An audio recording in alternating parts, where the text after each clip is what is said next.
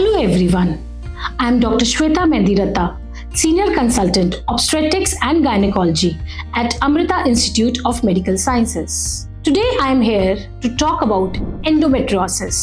ये endometriosis एक बहुत ही कॉमन प्रॉब्लम है। आज के डेट में हमारी ओपीडी में 1 से 2 पेशेंट्स endometriosis के हम जरूर एनकाउंटर कर लेते हैं। तो it is becoming commoner, maybe because of the lifestyle these days. And I would like to say that the exact reason कि ये क्यों हो रहा है या इसका प्रेवलेंस क्यों बढ़ता जा रहा है is still under study. But ये प्रॉब्लम क्या है, इससे सिम्टम्स क्या होते हैं? यूजुअली सिम्टम्स में पीरियड्स के जस्ट पहले फीमेल्स को बहुत ही सीवियर पेन होता है पेट के अंदर, जो कि पीरियड्स का फ्लो जैसे ही स्टार्ट हो जाता है वो पेन थोड़ा थोड़ा बेटर होने लगता है। अगेन पीरियड्स के टाइम पे फ्लो काफी हैवी हो सकता है या फिर इरेगुलर हो सकता है, यानी कभी भी किसी टाइम भी ब्लीडिंग हो सकती है।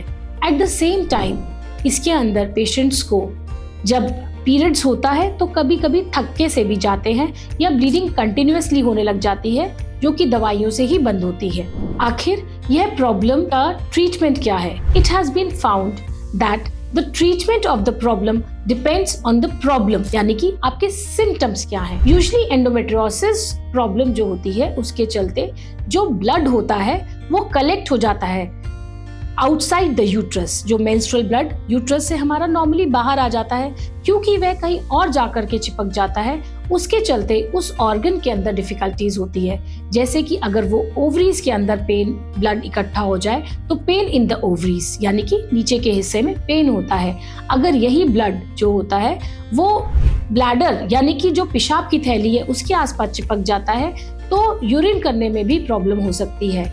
अगर यही ब्लड मोशन के रास्ते में चिपक जाता है तो मोशन में प्रॉब्लम होती है, यानी उसमें पेन होता है जब मोशन पास होते हैं। So whenever you encounter such problems you should always meet the gynaecologist near by.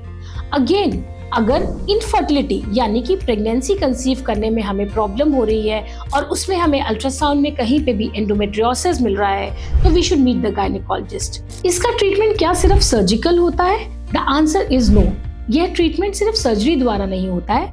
It always depends कि आपको सिम्टम्स क्या हो रहे हैं। बहुत सा ऐसा एंडोमेट्रियोसिस होता है जो सिम्टोमैटिकली भी ठीक हो सकता है, यानी अगर आपको पेन हो रहा है तो पेन के लिए ही अगर हम ट्रीटमेंट दे दें तो भी ये ट्रीट हो जाता है। परंतु अपने आप से कभी भी पेन किलर्स प्लीज मत खाइएगा, because they can be harmful to your body. So please connect with your gynaecologist before taking the symptomatic treatment and if you have endometriosis.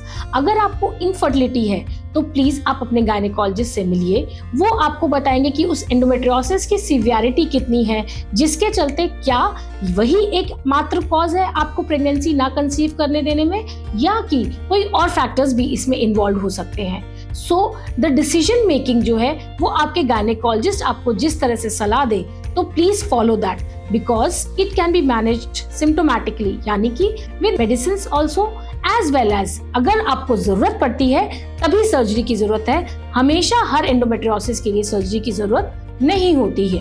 Thank you.